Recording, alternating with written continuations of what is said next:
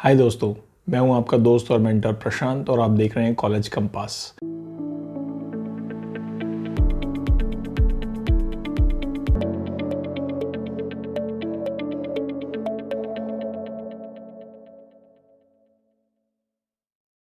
आज हम बात करेंगे लॉ में कौन कौन से पोजीशंस होते हैं, कौन कौन सी पदवियां होती हैं।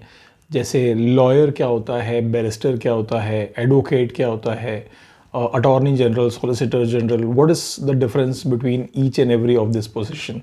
इसके बारे में हम जानेंगे और ये आपको बहुत ज़्यादा हेल्प करता है इन जनरल भी daily day to day work में।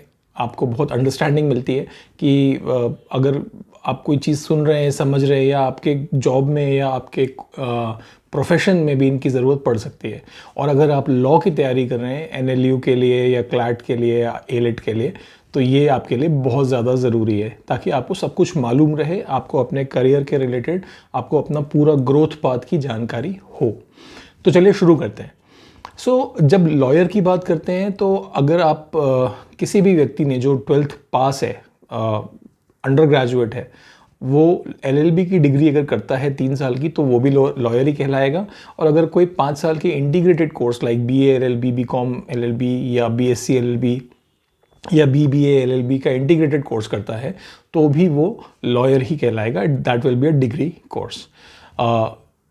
इसके बाद कोई यूजी के बाद पीजी के लिए जाता है, जैसे एलएलएम के लिए जाता है, तो भी वो ऑब्वियसली वो लॉयर ही कहलाएगा। उसमें कोई सीनियर लॉयर या जूनियर लॉयर ऐसा कोई कॉन्सेप्ट होता नहीं है। Once you have done your degree in law, you are a lawyer. अगर यही डिग्री इंग्लैंड से कोई करेगा, तो इंडिया से अगर आपने डिग्री की है लॉ की डिग्री एलएलबी, तो आप लॉयर बन चुके हैं।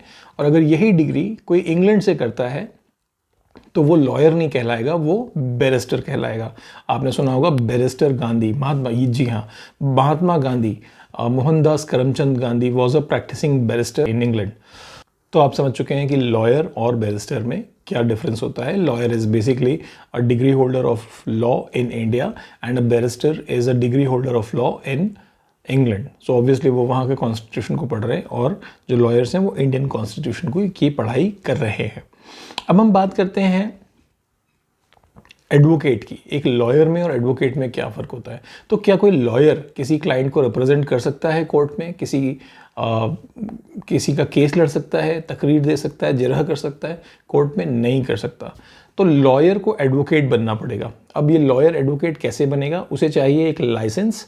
जी हाँ, ये एक एडवोकेट लाइसेंस है जो कि bar council of India lawyer को देता है, उसके लिए आवेदन किए जाने पर। तो जब ये लाइसेंस मिल जाता है, तब लॉयर जो है वो अधिवक्ता बन जाता है। लॉयर मतलब वकील, ठीक है, अभी वो वकील है।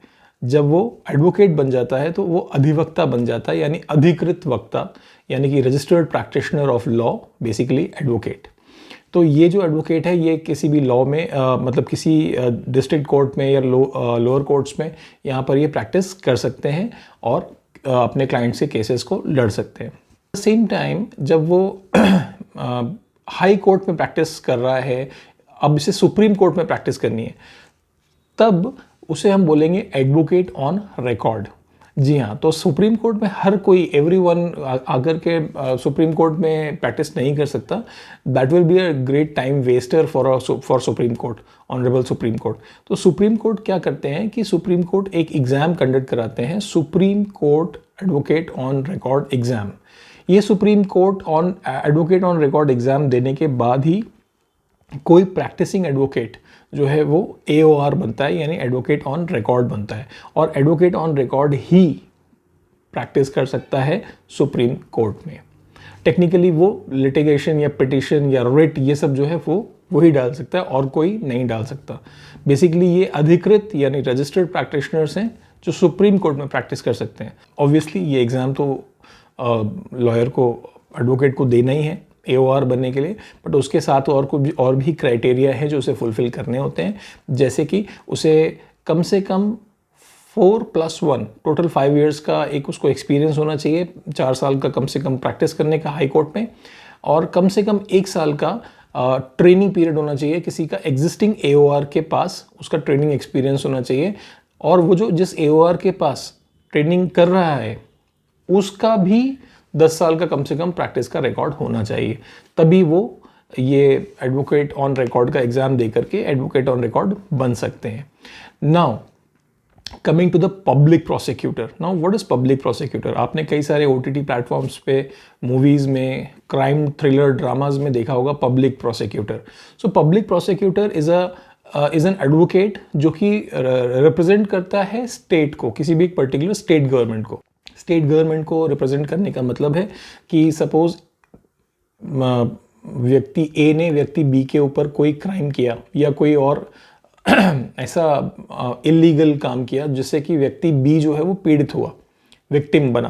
तो ये जो विक्टिम है, अगर वो जिस स्टेट में है, वो स्टेट गवर्नमेंट उसका पब्लिक प्रोसिक्यूटर उसको उसकी तरफ से केस लड़ेगा, राइट? वो पीड़ित पक्ष की तरफ से केस लड़ेगा। सो पब्लिक प्रोसिक्यूटर बेसिकली सरकारी वकील जिसे कहते हैं, उसे वो पब्लिक प्रोसिक्यूटर की बात हम कर रहे हैं। जैसे निर्भया केस की हम बात करें, निर्भया कांड में, तो जो निर्भया की तरफ से जो वकील थे वो पब्लिक प्रोसिक्यूटर कहलाएंगे, क्योंकि वो पीड़ित पक्ष की ओर से थे। और यहाँ लॉ में ये माना जाता है कि जिस पीड़ित के ऊपर जो व्यवहार हुआ है, जो कानून तोड़ा गया है, और जो पीड़ित पक्ष है, वो पीड़ित पक्ष अब वो एक व्यक्ति, इंडिविजुअल ना हो के वो स्टेट है। तो स्टेट के ऊपर ये विक्टिम बना है और उसको डिफेंड करने के लिए पब्लिक प्रोसिक्यूटर काम करता है। एडवोकेट जनरल यानी एडवोकेट जनरल जो होता है वो उस पर्टिकुलर गिवन स्टेट का फर्स्ट लॉ ऑफिसर होता है। एडवोकेट जनरल जो होता है वो स्टेट गवर्नमेंट को रिप्रेजेंट करता है उसके सारे केसेस में, उसकी सारी लिखा पढ़ी में, उसके सारे जो भी केसेस हैं या लिटिगेशंस हैं या पिटिशंस हैं या रिट्स हैं, ये सब में जो सलाह देता है वो एडवोकेट जनरल देता है। तो आप ये बोल सकते हैं कि advocate general is the first law officer of the state. अगर advocate general first law officer of the state है, स्टेट गवर्नमेंट है, तो सेंट्रल गवर्नमेंट के लिए क्या है? केंद्रीय सरकार जो भारत सरकार है उसके लिए कौन है? उसके लिए है अटॉर्नी जनरल। अटॉर्नी जनरल क्या करता है? जो सेंट्रल गवर्नमेंट के अफेयर्स होते हैं, लीगल अफेयर्स होते हैं, इन लीगल अफेयर्स को monitor and operate and represent जो करता है वो अटॉर्नी जनरल करता है। So he can be called as the first law officer of India, of the country. So first law officer of the state is advocate general, first officer for law in country is attorney general. Attorney general के को support करते हैं solicitor general. इनके daily day to day works में कई सारी चीज़ें solicitor general manage करते हैं and he is considered to be the second law officer of the country. तो आपने देखा कि एक लॉयर से और अटॉर्नी जनरल तक का रास्ता कैसा होता है और किस तरीके से आप अपनी ग्रोथ पाथ को अचीव कर सकते हैं। और ये सारी चीज़ें अगर आप daily day to day life में भी, आप अगर न्यूज़पेपर भी पढ़ रहे हैं और आप देखते हैं कि अटॉर्नी जनरल ने ये किया, सॉलिसिटर जनरल ने वो किया, या किसी पब्लिक प्रोसिक्यूटर ने ये वक्तव्य दिया, सो आपको एक अंदाज़ा होना चाहिए कि how these things are operating और आपको उसको करेक्ट अंडरस्टैंडिंग होनी चाहिए। अगर आप जनरल लाइफ की बात कर रहे हैं तो भी, और अगर आप स्टूडेंट हैं और अपना करियर बनाने की सोच रहे हैं लॉ में, तो स्पेशली आपके लिए बहुत इंपॉर्टेंट है। इन वीडियोस को बनाने के लिए काफ़ी रिसर्च और टाइम लगता है, तो अगर आपको ये वीडियो पसंद आया हो तो इसे प्लीज़ अपने दोस्तों के साथ शेयर कीजिए, लाइक कीजिए और सब्सक्राइब कीजिए। देखते रहिए कॉलेज कंपास। मिलते हैं नेक्स्ट वीडियो में। बाय।